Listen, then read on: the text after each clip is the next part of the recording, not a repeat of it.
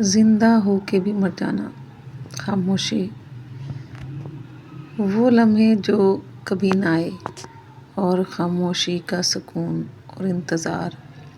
یہ کہانی صبا اور فرحان کی ہے، 12-13 سال پر پھیلی ہوئی ایک ایسی زندگی کی کہانی جس میں گھر تو تھا، بچے بھی تھے، لوگ بھی تھے، مگر سکون نہیں تھا۔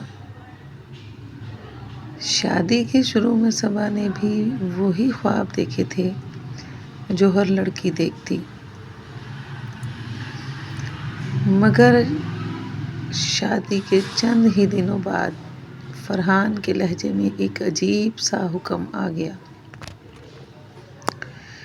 تم نے مجھ سے کوئی سوال نہیں کرنا، میں کہاں جاتا ہوں، کب آتا ہوں، کس کے ساتھ ہوتا ہوں، تم نہیں پوچھو گی، تم بس میری بات مانو گی، کیونکہ تم میری محکوم ہو اور میں تم پر حاکم ہوں۔ صبا نے اس دن پہلی بار اپنے دل کو ٹوٹتے ہوئے محسوس کیا۔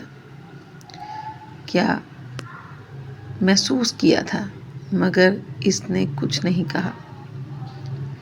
وہ خاموش رہی۔ اس نے سوچا شاید وقت کے ساتھ ساتھ سب ٹھیک ہو جائے گا۔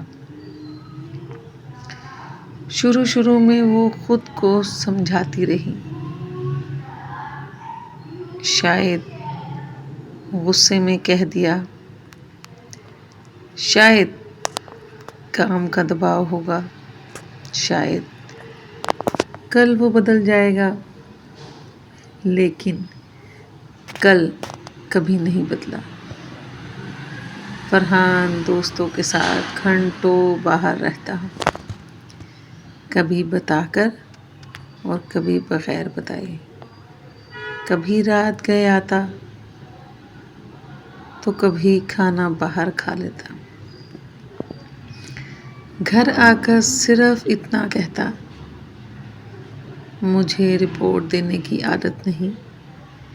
صبا دروازے کی آواز پر چونک جاتی، ہر آہٹ پر دل دھڑک اٹھتا۔ وہ کھانا گرم رکھتی، بچے سلا کر خود جاگتی رہتی، مگر کئی راتیں ایسی گزریں جب کھانا ٹھنڈا ہو گیا اور انتظار گرم رہا۔ چھوٹی چھوٹی باتوں پر ناراض ہو جانا فرحان کی عادت تھی۔ اگر چائے میں چینی کم ہو گئی اور کپڑے وقت پر استری نہ ہوئے، اگر بچوں نے شور کر دیا تو اس کا چہرہ بدل جاتا۔ کبھی ہفتہ بات نہ کرتا، کبھی گھر میں کھانا نہ کھاتا، کبھی منہ بنا کر ایسے گھومنا جیسے صبا نے کوئی ناقابل معافی جرم کر دیا ہے۔ اور سب سے زیادہ تکلیف تب ہوتی جب وہ بچوں کے سامنے بیوی کو ڈانٹ دیتا۔ صبا کا دل چاہتا زمین پھٹ جائے اور وہ اس میں سما جائے، مگر عجیب بات یہ تھی کہ فرحان ہمیشہ ایسا نہیں تھا۔ کبھی کبھی وہ بہت اچھا بھی ہو جاتا، بچوں کے لیے چاکلیٹ لے آتا، صبا سے نرمی سے بات کرتا، کبھی کہتا تم ٹھیک ہو نا، بس اتنا سا جملہ، اور صبا کا دل پھر سے امید باندھ لیتا۔ وہ سوچتی شاید اب سب ٹھیک ہو جائے گا، شاید یہی وہ لمحہ ہے جس کا میں انتظار کر رہی تھی، لیکن وہ اچھے دن چند دنوں کے مہمان ہوتے، پھر وہی لہجہ، وہی حکم، وہی فاصلے۔ رشتہ داروں کے سامنے فرحان ایک مثالی شوہر تھا، ہنستا، باتیں کرتا، سب کا خیال رکھتا۔ کوئی بھی نہیں جانتا تھا کہ دروازہ بند ہونے کے بعد گھر کے اندر کی فضا کتنی بھاری ہو جاتی ہے۔ صبا نے کبھی اس کا پیچھا نہیں کیا، کبھی فون چیک نہیں کیا، کبھی دوستوں کے بارے میں سوال نہیں اٹھایا۔ وہ صرف ایک بات چاہتی تھی کہ وہ خود سے ایک دن بیٹھ کر کہے، صبا، تم میری شریک حیات ہو، تمہیں حق ہے جاننے کا، تمہیں حق ہے میرے ساتھ چلنے کا۔ مگر وہ جملہ کبھی نہیں آیا۔ سال گزرتے گئے، گزرتے گئے، گزرتے گئے، 1، 2، 5، پھر 10، پھر 12-13 سال۔ صبا نے اپنی ذات کو آہستہ آہستہ سمیٹ لیا۔ اس نے سیکھ لیا کہ جواب دینے سے آگ بھڑکتی ہے، اور خاموشی کبھی کبھی گھر بچا لیتی ہے۔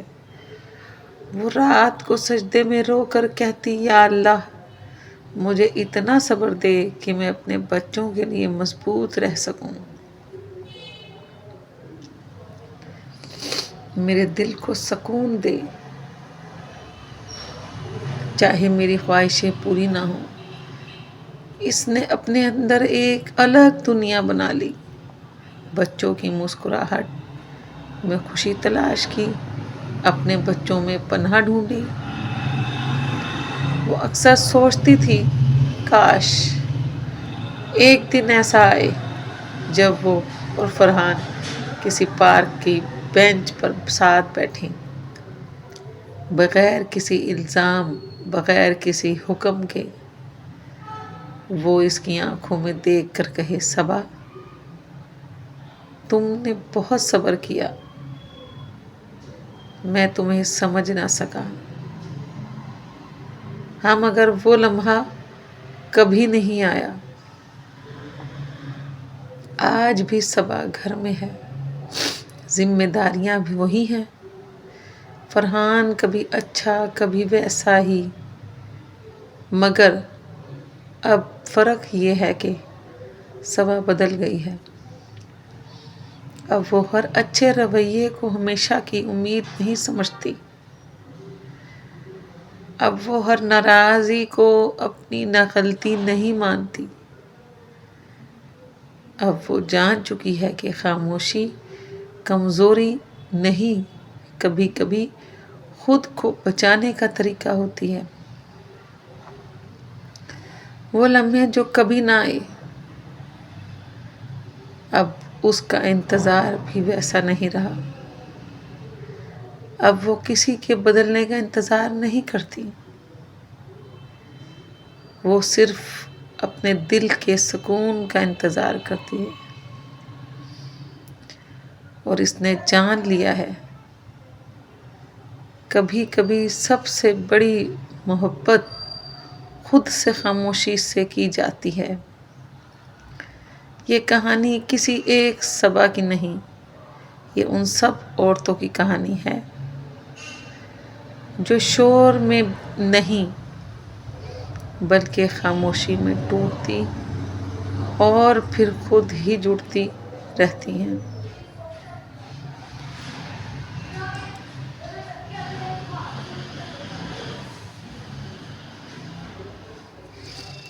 اللہ سب کے بچے بچیوں کا نصیب بہترین بنائے، اور ہر میاں بیوی کو ایک دوسرے کے حقوق بہترین سے بہترین ادا کرنے کی توفیق اور صلاحیت عطا فرمائے۔ اور بچیوں میں زیادہ سے زیادہ پروردگار صبر عطا فرما کہ وہ اپنے گھر کو بہترین اور احسن طریقے سے جوڑے رکھیں اور اپنے ماں باپ کی عزت بنائے رکھیں۔